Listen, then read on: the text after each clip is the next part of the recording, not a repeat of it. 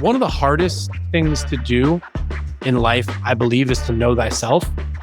And I think that right now, so many of us don't know ourselves. And as a result of it, our ego, our lack of self-awareness gets in the way. And what I think separates those breakthrough business leaders versus the ones that are, let's say, mediocre in terms of their ability to achieve their vision comes down to that resilience and that grit to keep pushing. But it also comes down to high amounts of self-awareness. Welcome to Design Your Life in Business, the podcast for leaders by Bright Mind Consulting Group. We give you the necessary tools to help you become the architect of not just your business, but your life too. I'm your host, Jevon Wooden.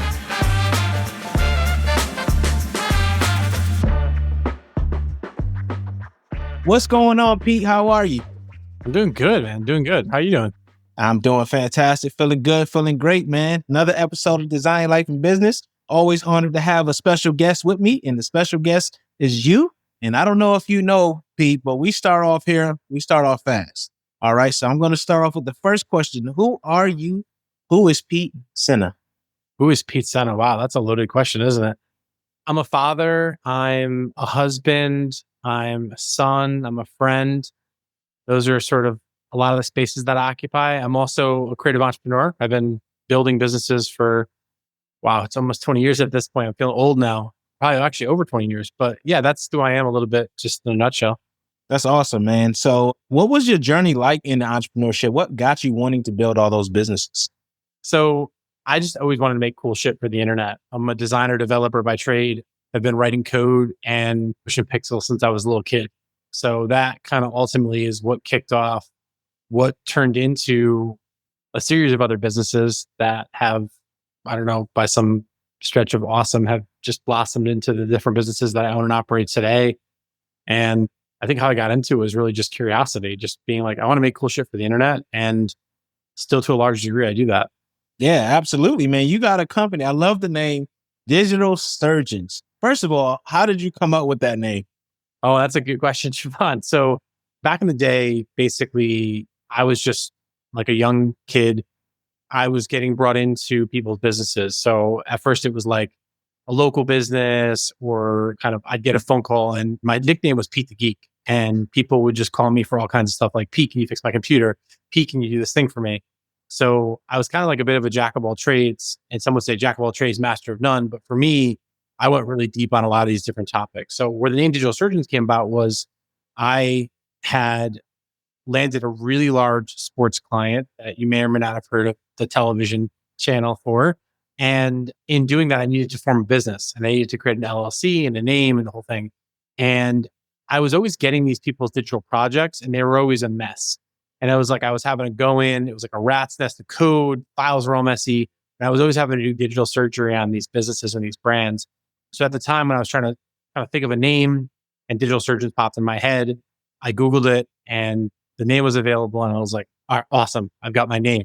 So the original origin story of the name, I think what it's based on is something really inspiring. But now lovingly, we go by the name DS, which is sort of like how most of our clients refer to us. We've kind of shortened it over time because digital is like oxygen. We all breathe it, right? We're on a digital conversation right now on Restream. We're doing this conversation digitally. So I feel like digital can just be dropped in a lot of ways. But yeah, that's where the name came from originally.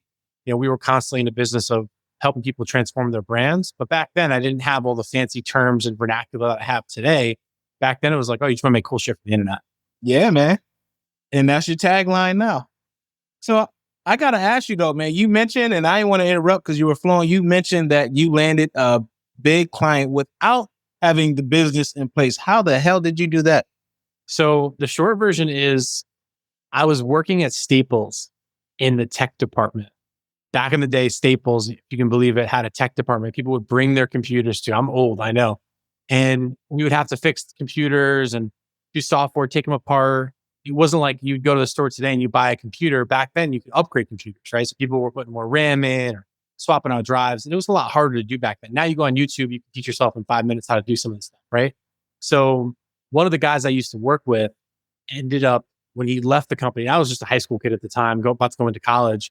He left and he got a job at a monster sports network, which may or may not be based here in Connecticut. And when all that happened, he calls me one day and he's like in a panic and he's like, "Yo, Pete, do you know how to design websites?" And I was like, "Yeah, of course I know how to design websites. You saw my MySpace page." And we're going back and forth. And he's like, "No, no, seriously, but do you know how to design websites?" And I was like, "Yeah, of course. Like I do it all the time. No big deal." And he's like, "Well, I got this thing. It's this direct TV thing and like it's this other thing for like NCAA and blah, blah, blah." And I wasn't a big sports fan, but I knew that was a big deal. So I was like, "Yeah, I can help you." And I ended up getting that gig.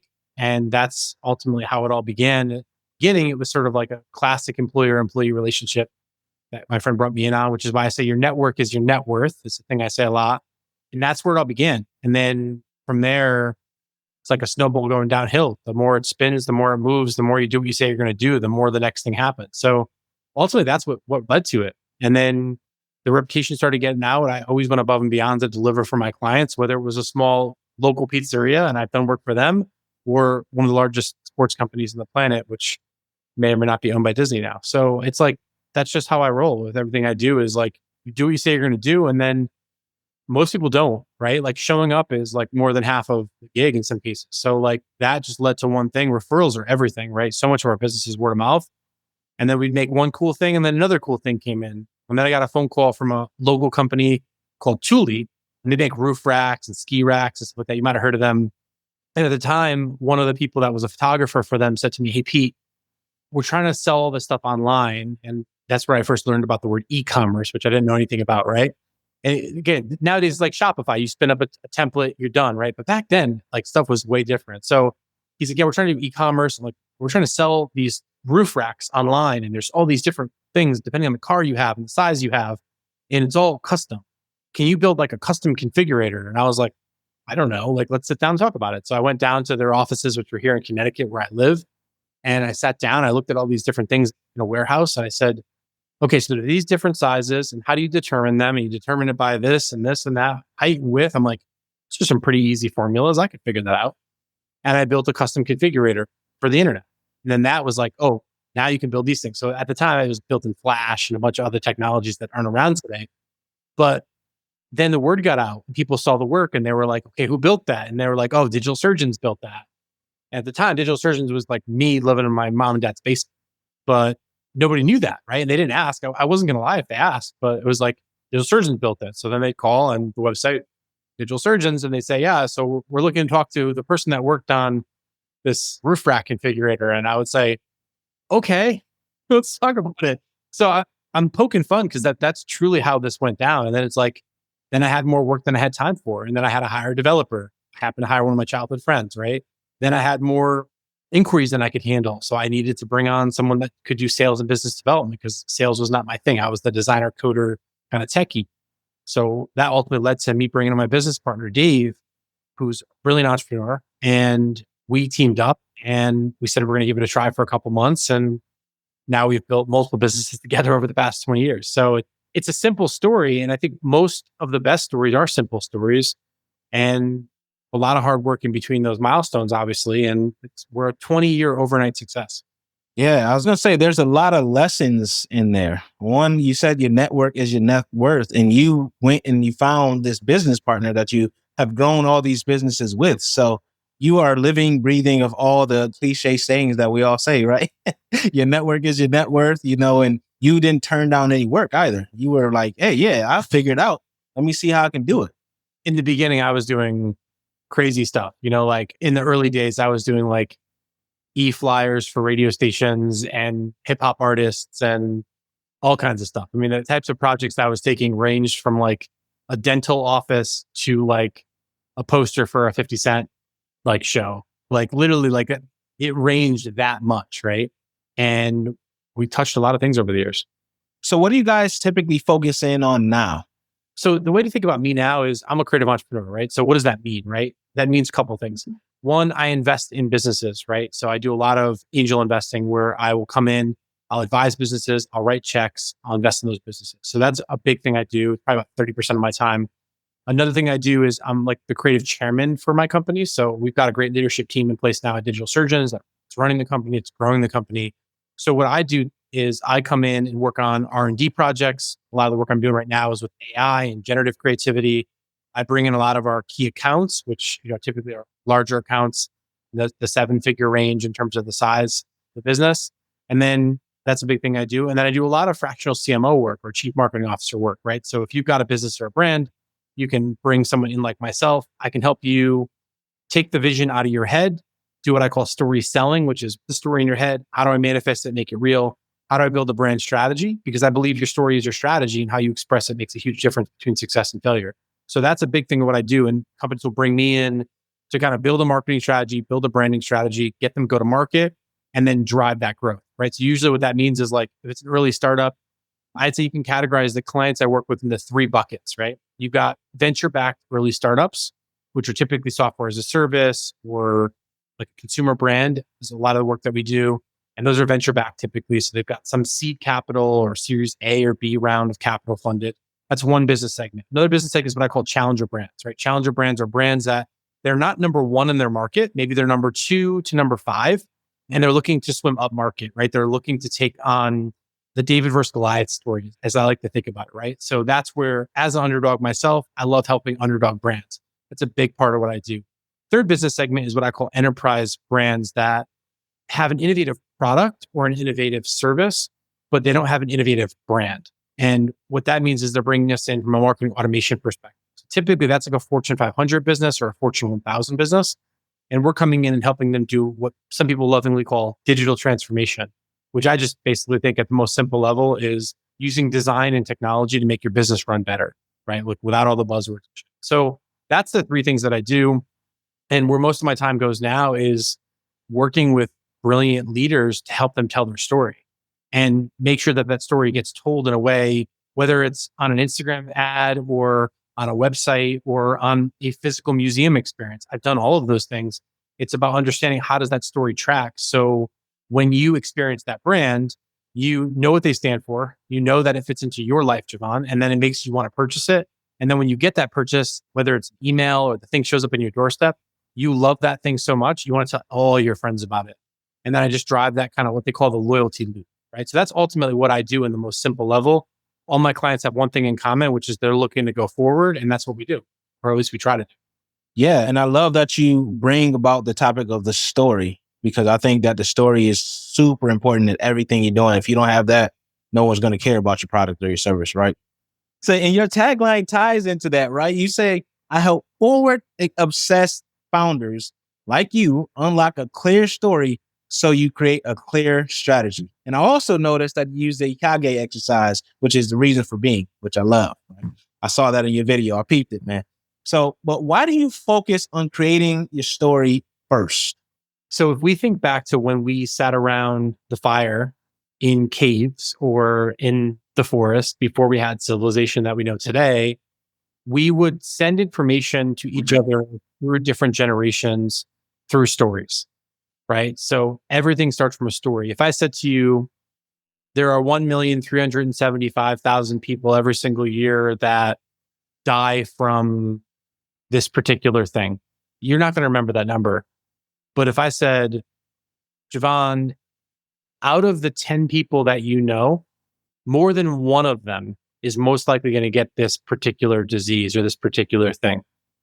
All you have to do is this one thing, and that number might go from 1 to 0.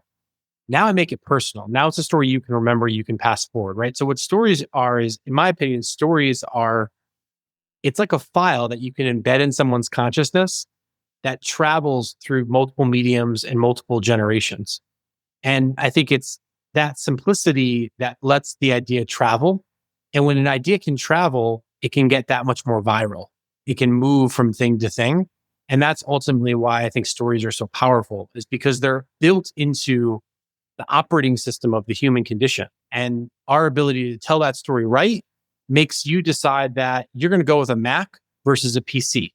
You're going to jump yourself into an Adidas shoe or Adidas shoe versus a Nike shoe. Because we as consumers have all the choices in the world. So in a world with infinite choices, what's the singular biggest differentiator? It's your brand. So why not lean into that, right? And I think most people think that brands are like colors and fonts and like what something looks like. Brand is the space you occupy in the hearts, minds, and wallets of your customer. Facts. Like it's that simple. And when you can do that at scale, that's how you build a business that will outlive you as an individual, will outlive a year or a time frame. And we can see that with some of the biggest brands in the world is they started out with an idea, right? Phil Knight had an idea in his head, and that idea became Nike, right? So that's why I say stories are your strategy is like why you have to really get down to that is like, if I said to you, like, what kind of people use Apple computers versus what kind of people use Macs or sorry, excuse me, PCs, right? In your mind, you immediately have a mental model. It might be different than mine, but it's like Apple stands for this, PC stands for that. Absolutely. We see it all the time, man. It's like they always say, statistics tell, but stories sell. Like you're saying, it's like, yeah, man, statistics tell, but stories sell. And when we, like you said, when you think about the top brands, the ones that we know, like, love, and trust, they have a certain aesthetic, they have a certain messaging, they have a certain tone, they have certain social causes they stand for. All that stuff is the key cohesiveness of the story they want to tell. So you spot on how you said it, man. I love that. Beautifully stated. Now, you mentioned that you are the geek, right? So Web3, how has that impacted the work that you do? Yeah, it's a fantastic question. So what I would say is Web3 is a interesting concept to unpack because I think it's more than just a set of technology. So to answer the question very succinctly, what I would say is for brands and businesses and products that are looking to take advantage of the future, that's where things like Web3 really comes into play. But in order for me to sort of break down Web3, kind of have to break down the different phases of the internet. Because the reason they call it Web3, and I'm sure you know this, right? But the audience might not know it, is that when we had Web1, it was computers or clients connecting to servers, right? And sometimes those servers lived in people's basements. Sometimes those servers lived in a closet in a business's location. But if something happened to that particular business or that location, it wasn't in the cloud. We didn't have the cloud, right? That was Web 1. It was sort of a two-way connection between your internet browser, whether it was Netscape back in the day or Firefox or Internet Explorer, you connecting to that website.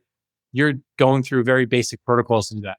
Web 2 stepped it up a little bit, right? They added in really interesting concepts like APIs, right? Where now we can connect different technologies together. And I like to think of Web 2 as like the glossy, bubbly version of the internet that had way too many widgets on a page, right? Weather widgets. That was kind of like Web 2, but what Web 2 introduced is a new paradigm of doing business, right? Now businesses could integrate with one another, right? What an API was like a harbor where you could bring different ships in and out of a business, right? And that allowed you to do things at a different level of scale. You take that through its paces, and now you have the cloud that starts to show up, and now everybody's doing everything in the cloud. Cloud means it scales well. Cloud means it goes fast as more people use this stuff, right? Can you imagine trying to use Instagram, everybody connecting to a single server in Mark Zuckerberg's house? Not going to happen, right? So what the hell is Web3, right? So Web3 is this idea of a decentralized world. And by decentralized, what I mean is instead of me and you, Jevon, worrying about Google or Amazon holding all of our data, holding all the cards, we can believe in something called a blockchain. We can believe in something called a smart contract. And these concepts really are what drives a lot of this Web3 movement, right? Most people hear Web3, they think crypto, they think NFTs, and they think shady shit happening on the internet. Yeah, shady shit happening on the internet, right? So for me, I think Web3 is transformational as a concept. I think there's a lot of ignorance in the world right now when it comes to how this stuff works because it's the wild, wild west, brand new.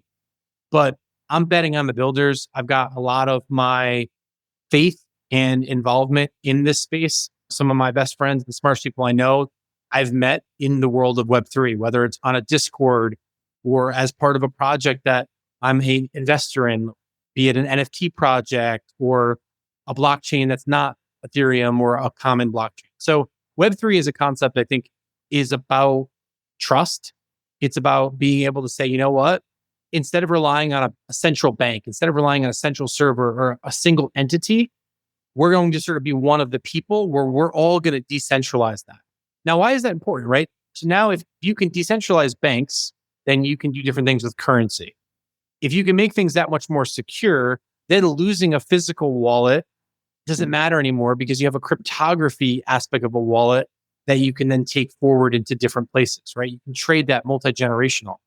A lot of powers there. And most importantly, in a world where my kids, when they grow up, they're not going to know the difference between IRL and the digital life, right? The world is just going to be the world.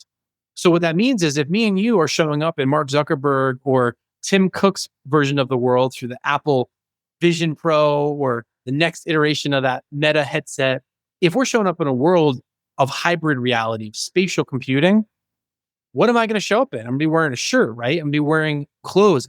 I'm going to signal what something means to me, right? So right now I'm wearing a $20 t-shirt because I don't give a shit about spending money on a Balenciaga, right? So my $20 t-shirt, but I've got all the coolest tech around, right? I'm going to jump into a Tesla, not a specific type of car, because that's going to send a signal of what I believe in, right? Whether it's the environment, sustainability, high-tech cars, whatever it is, right? Why does that matter? Well, it matters because if I bought a digital good, I can prove it's mine because it's chain of custody. That is not possible with a t-shirt. It is absolutely possible with a non-fungible token or an NFT.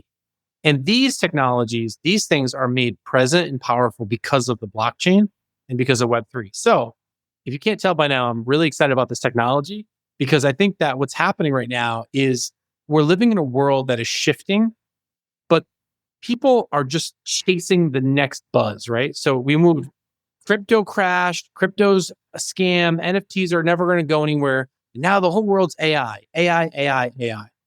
The AI thing is going to slow down a little bit, in my opinion, even though what I will say is AI is a lot more transformational to the human condition than the blockchain is. But give the blockchain 50 years, we'll see what happens.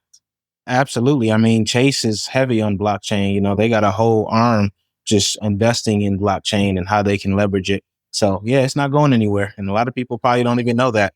And then I'm with still AI, yeah, exactly. still investing because the reality is like when you look at all these ETF funds that are popping up, you look at all these different things that are happening, index funds, whatever.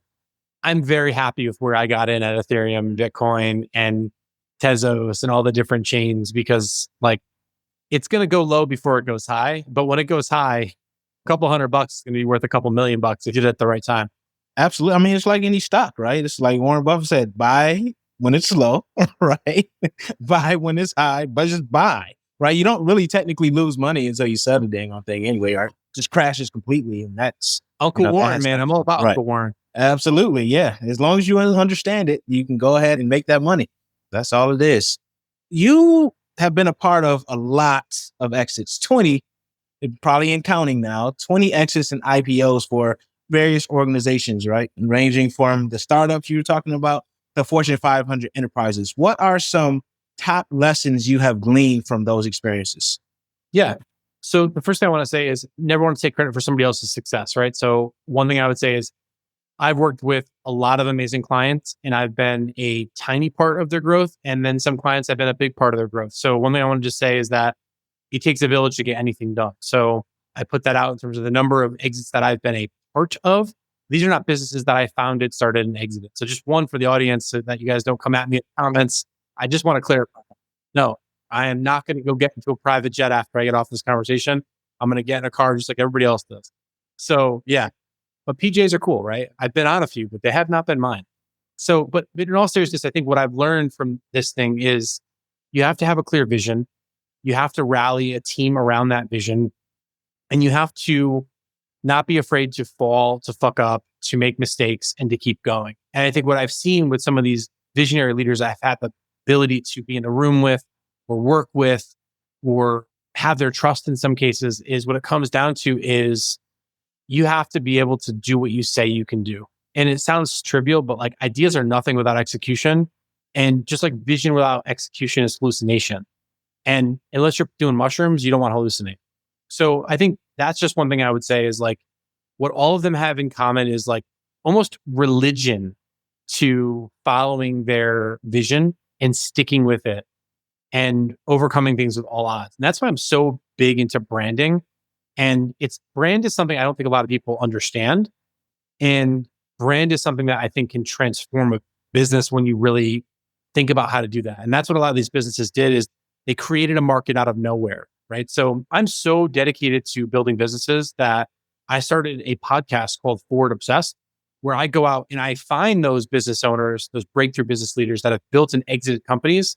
And just like we're talking right now, I interview them. I ask the tough questions. I figure out the pivots, the pitfalls, the roller coaster of business, as my partner and I like to call it. and it's up and it's down. But I think that the problem that we live in right now is that everybody wants that quick buck, that quick hustle, but nobody wants to do the work. And that's the thing that I realize is like, it's lonely at the top. And that's a true statement because the reality is people who are willing to climb those mountains, there's a lot of sacrifice you have to make to climb those mountains. There's no easy way to the top.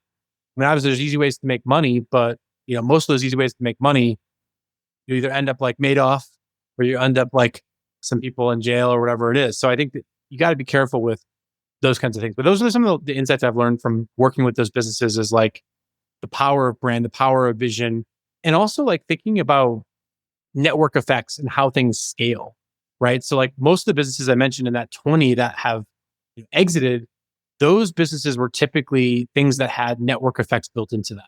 They built marketplaces. They built interesting things that transformed people's lives, whether those were physical products or digital products. And I think what a lot of them have in common is really deeply understanding their customer, knowing the pain that the customer faces, and then selling them a transformation, right? So what's the world like today? What's the world like tomorrow with your product or service? And when you can capitalize on that, like your business can grow like hotcakes. And you said something, knowing your clientele, knowing that client base, because that's who the story is for, right? We're not telling it to big up ourselves. We're telling it, so like I said, so you can sell them, but you're not selling them that product or that service that you do. And that's where that whole benefits versus features topic comes in. A lot of us, a lot of business owners, we're so proud of our baby that we forget why we created the baby. What problem are you solving? How are you solving it? And who is it for? And then, because I hear a lot of people like when they talk to you, they say, oh, I serve this particular person. But then if you look at their messaging, it has nothing to do with that, right? The messaging is all about I. So I'm glad you said that, man. I'm super glad you said that. I mean, listen, I interview marketers all the time about like either for my clients or for my teams or whatever. And what I first ask is, in my mind, the first question I always ask is, I'm trying to learn first and foremost, are you selling vitamins or are you selling painkillers? And most marketers are selling vitamins, and vitamins are okay, but like people are looking for painkillers, right? How are you going to change their life? And I mean that metaphorically, obviously. But I think that to me is something that when done right, marketing messaging and visual language, when you pair those two things together, that's where you get the essence of a brand. What I always say to people is it's the essence, the expression, and the ecosystem. When you connect all three of those things, you've got like this core cluster. We call it brand DNA, and that brand DNA can kind of scale to the next thing. So that's something that I think about a lot is like, how do you get those pieces to come together?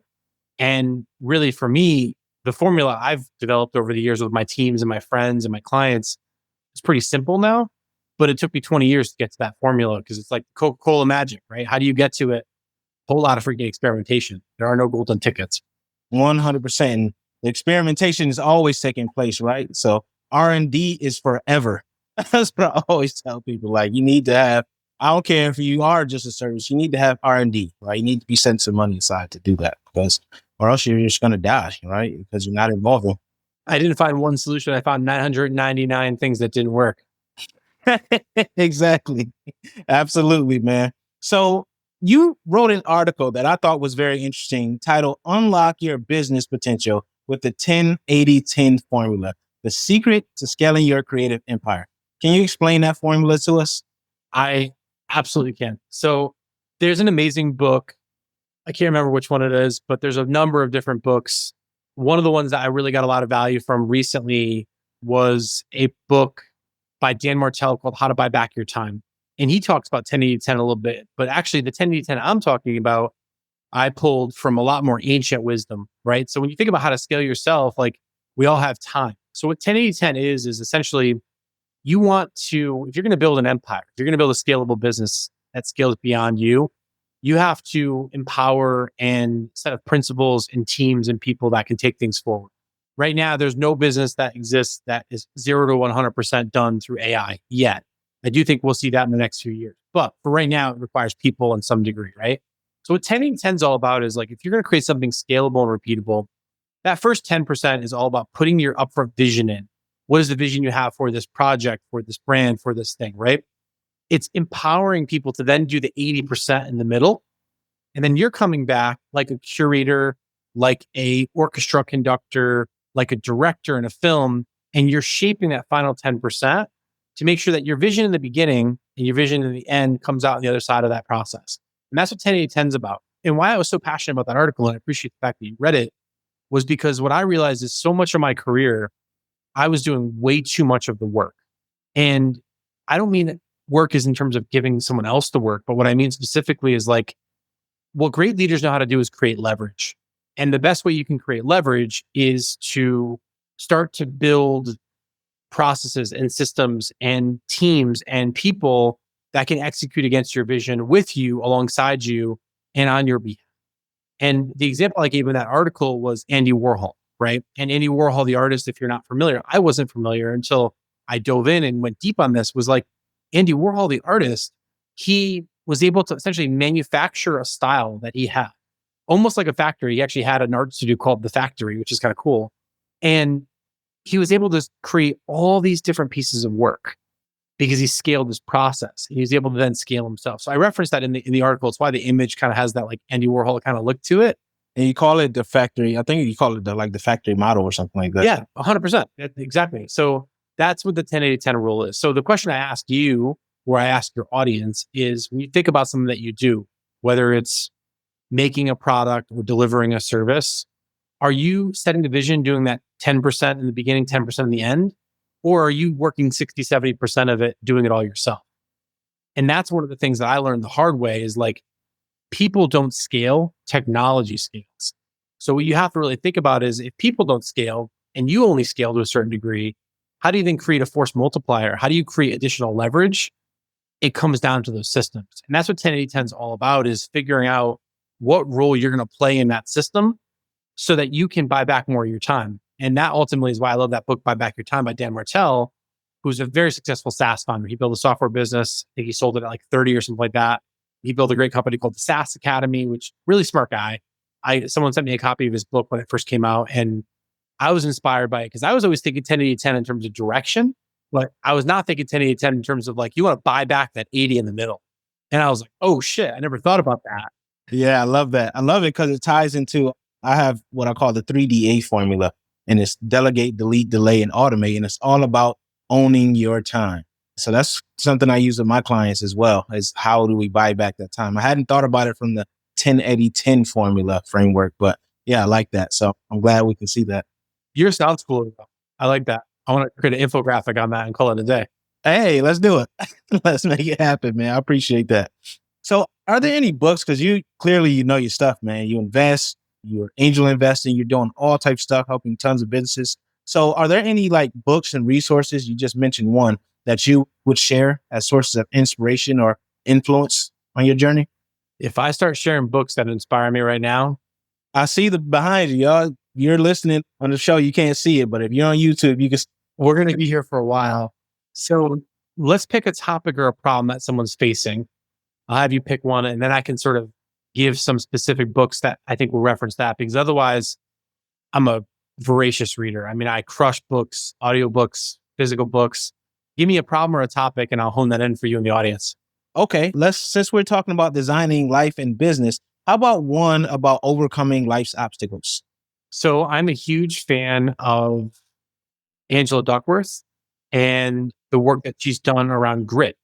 So grit, I think, is something that's really powerful. So you've probably heard of EQ, like emotional quotient. A lot of people have heard of IQ, right? So IQ is like how smart you are. That can't really change that number much. EQ, you can absolutely change. It's your emotional quotient, your self-awareness, how you engage with other people. What Angela talks a lot about is this idea of AQ, or your adversity quotient. And one of the things I think is really fascinating about her work and her research specifically is she dives into resilience and what it means to keep going. When I think about the one thing that has really benefited me, I'm not the smartest, I'm not the fastest, but I'm definitely the hardest working, right? And I think for me, it's that concept of like the tortoise and the hare, right? Is like that tortoise just doesn't give up. He or she just keeps going and going and going. And that, I think, is what I attribute my success to. It's like being too stubborn to give up. And I think that concept of resilience, that concept of grit, being able to sort of work through something even when the times get rough, that's the thing I think that we're missing in business right now. We got a lot of smart people, got a lot of creative people. We don't have a lot of resilient people. We don't have a lot of people who are anti-fragile. That's another great book, is the book Anti-Fragile by, I think, Talib Nassim. He also wrote the Black Swan book about like it's on events and stuff. But I think that book really stands out to me.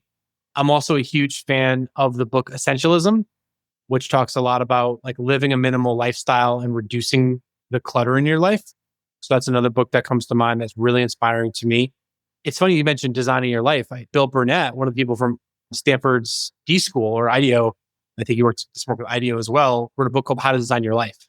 And it follows a format of design thinking, which is kind of a systems thinking framework for how do you apply observation and design to anything. And he does it on the sense of your life. So that's a great book. It comes with a workbook if you buy the physical copy of it. And I just think that like one of the hardest things to do in life, I believe, is to know thyself. And I think that right now, so many of us don't know ourselves. And as a result of it, our ego, our lack of self-awareness gets in the way. And what I think separates those breakthrough business leaders versus the ones that are, let's say, mediocre in terms of their ability to achieve their vision comes down to that resilience and that grit to keep pushing. But it also comes down to high amounts of self-awareness, right? I think what Jim Collins talks about in his book, Good to Great, which I think is one of the best business books of all time, still to this day, is he talks about different levels of leadership and this level 5 leader. And I think that for me, one of the things I'm really inspired by is when I work with and I get to be around leaders that are level 5 leaders. And that's where you just see a whole different level. So if you want to read about like different levels of leadership, Jim Collins' Good to Great book, and then the other books that we mentioned. So I hope those are helpful. Awesome. Those are very helpful, man. I appreciate it. You are like a walking library, man. When I was a little kid down the street from my house, there was a group of sisters and they were all older than me and I was the young kid. And they used to make fun of me and they used to call me Petri Dictionary. And the reason they called me Petri Dictionary is because when I was a little kid, I used to read the dictionary. I would carry around a dictionary. And there was like Petri Dictionary, like Land Before Time, kind of it's like a kid's movie, I guess. So I think for me, education was not something that ran deep in my family. I was actually the first person in my family to go to college and to finish college. And I think as a result of it, we looked at education a lot differently in terms of the way that I grew up. So as a result of it, I was in the early parts of my life and career, I constantly had a bit of a chip on my shoulder because I didn't have an MBA. And I was dealing with a lot of MBAs in branding and CPG and that sort of world. So for me, I had to sort of get myself the MBA. And the best way to do that was to read my way to the MBA. I also struggled with a lot of mental health issues when I was younger. And I found that reading helped to clarify my thoughts. Reading helped me because I'm so visual. I was visualizing these worlds within worlds. And I think that it was a source of inspiration for me to create these like what I call meta mentors, META. Like these are mentors that I never met in person. Steve Jobs, Bill Gates, Sarah Blakely, like all these amazing leaders that I learned so much from because I bought a $30 book. So that's one of the reasons why I'm deeply passionate about that topic is just because of those things. So we share a lot of similarities, man. I'm the same way when it comes to education. Graduating from school, that's not a norm where I come from, especially in my family. But then mental health. I grew up in Rochester, New York. So it wasn't a norm. And then the family, the dynamic. And then I call them virtual mentors, but yours is cooler, meta mentors. I like that. Virtual mentor is easier to explain. Absolutely, man. So we're going to shift to the by design segment where I ask every guest the same 3 questions. Let's roll, man. What has been the hardest part about designing a life and business you don't need a vacation from? I don't believe that any business or any life doesn't need a vacation from, to be honest. So we'll start with that. So mentally, though, don't think philosophically, don't think physically. So I like to think of success as the continuum between joy and fulfillment. And I like to think of our lives like batteries that need to be recharged. And I believe that one of my beliefs in the world is that creativity and curiosity are broken. I believe that they're broken in business, and I believe that they're broken in our lives. And I believe that when we can live more creative, more fulfilled, more curious lives, we can reach joy and fulfillment at a different level. So I think that in a lot of cases, not everyone knows what they want to do. So I think that variety is the spice of life, and we have to keep experimenting. Our brains crave novelty the same way that we have all these dopamine receptors, why we keep flicking on Instagram, right? So the thing I would say is, to create a life that you don't want to go on vacation. There's a lot of times where I'll go on vacation, but I'm like still connected. For me, what that is a lot of novelty It's a lot of, so in my business, marketing, innovation, branding, it's changing all the time. You're always having to stay on top of the next thing. And while under the hood, it's pretty much philosophically the same, the tactics change, the strategies change so quickly, right? Nowadays, with all this AI shit, all these different things, right? So for me, that keeps me going. The ADHD in my brain, always wanting to chase the next thing. I find solace in that. I find a lot of joy in experimentation and creativity. So in my work, I get to solve business problems all day long. And every day is a new day. Every day is a new challenge. So for me, it's that variety, it's that creativity that lights me up and that charges my battery. But on the flip side of it, as an entrepreneur, it's very tiring, right? You've got really hard days. You've got sleepless nights sometimes. It's not the classic 9 to 5. It's a grind. Let's keep it real for everybody listening. It's a grind. But if you have a sense of purpose and you have a sense of control over the decisions you make, that's a game changer. And like for me, I think about in the early days, right? Early days where I was paying myself like $20,000, $30,000 a year, right? Like barely getting by to just living on that like ramen life, as some people talk about. And I'm not talking about the cheap shit, right? And I had friends of mine that worked for corporate that were making well over 6 figures, high 6 figures.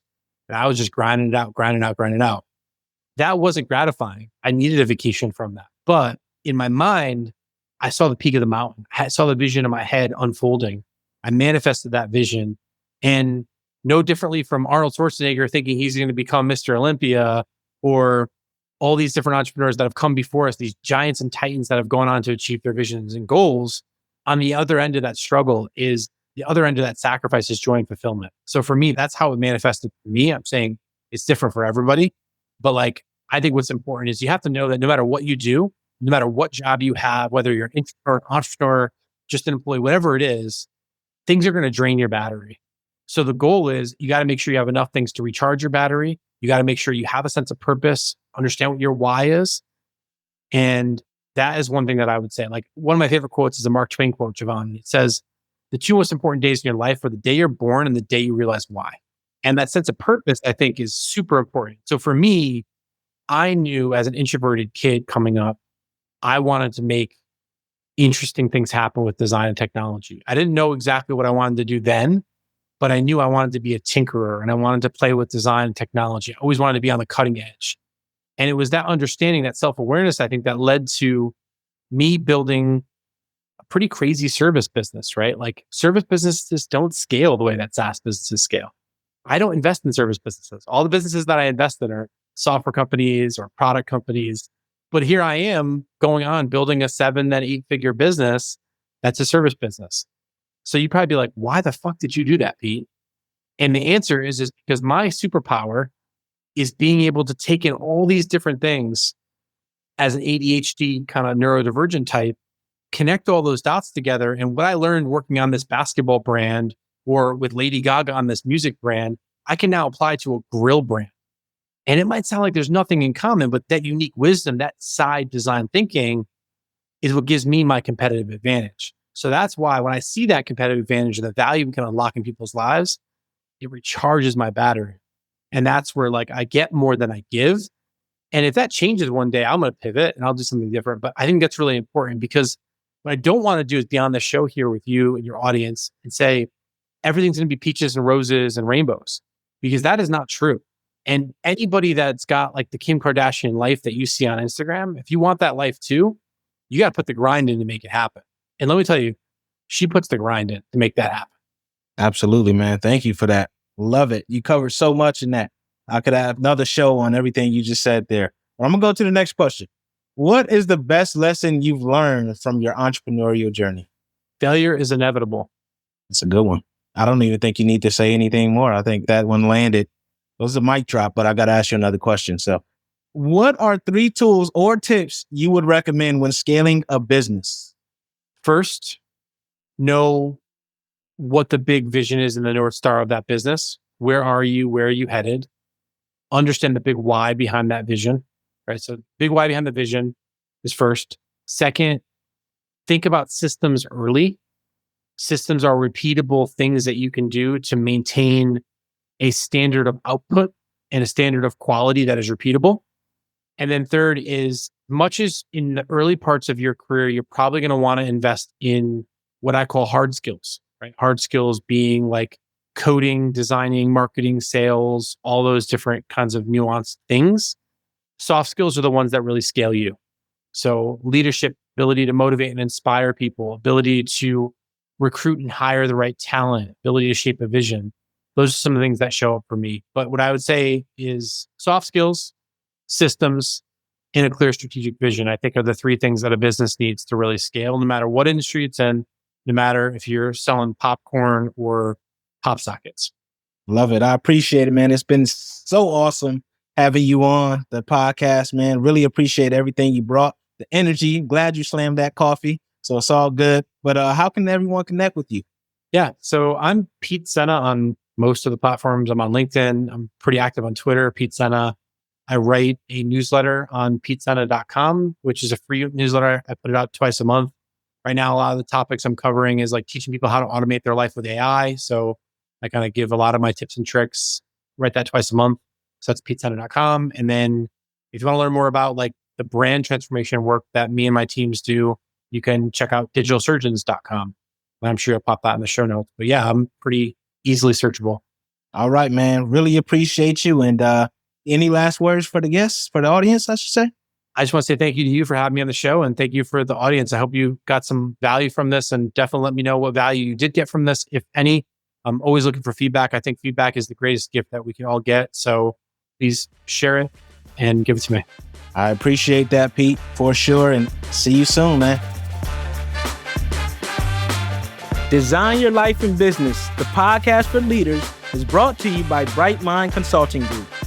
To find out more about Bright Mind Consulting Group and how you can become the best leader possible, visit brightmindconsultinggroup.com. Make sure you search for Design Your Life in Business on Apple Podcasts, Spotify, Google Podcasts, or anywhere else podcasts are found. Click subscribe so you don't miss any future episodes. On behalf of the team here at Bright Mind Consulting Group, we cannot thank you enough for listening.